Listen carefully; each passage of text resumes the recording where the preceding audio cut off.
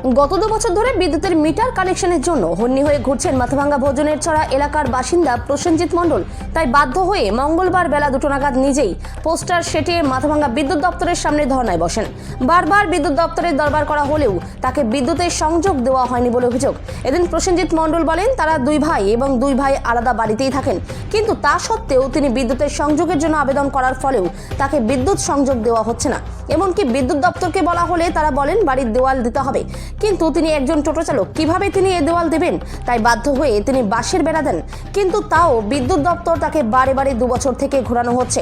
এই অভিযোগে তিনি আজ ধর্নায় বসেন। যদিও বিদ্যুৎ দপ্তরের সঙ্গে যোগাযোগ করা হলে তাকে বিদ্যুৎ সংযোগ দেওয়ার নির্দেশ দেন বিদ্যুৎ দপ্তরের আধিকারিক। মাথাভাঙ্গা থেকে উৎপল অধিকারীর রিপোর্ট, বিগ নিউজ বাংলা। লাইনের মিটারের জন্য দাঁড়িয়ে কেন? এখানে আমি আজকে 2 বছর থেকে এই অফিসে মানে মিটারের জন্য ঘুরছি, কিন্তু অফিস থেকে আজকে আমাকে একটা সুন্দর কথা বললো, সেটা হলো আমার বাড়ির মিটার নিতে গেলে আমার বাড়ির পার্টিশনের বেড়া পাকা করে দিতে হবে। আমার বর্তমানে যে সময় পশ্চিমবঙ্গে, সেখানে একজন মানুষের সংসার চালানোই হিমশিম হয়ে যায়, সেখানে আমি মিটার নেওয়ার জন্য বাড়ির মাঝখান দিয়ে পাকা গার্ডওয়াল কী করে দেব? আপনি মিটারে অ্যাপ্লাই করছিলেন?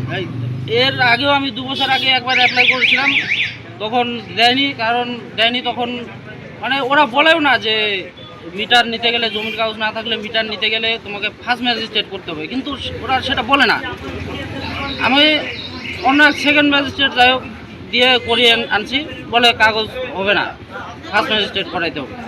কে ঘোরাচ্ছে? অফিসার। তখন আমি সেদিন ওই কাগজ ওখানে অফিসে ছিঁড়ে ফেলে দিয়ে আমি বাড়ি চলে গেছি। পরে কিছুদিন ওভাবে চলছি, এখন বউ বাচ্চা নিয়ে এখন অন্ধকারে থাকবো। মানে কোথায় আপনার বাড়ির নাম কি? আমার নাম প্রসেনজিৎ মণ্ডল। বাড়ি কোথায় আপনার? বাড়ি ভোজনের ছড়া। ওটা কি হাজারহাট, নিশিগঞ্জ? হ্যাঁ, নিশিগঞ্জ 1 না?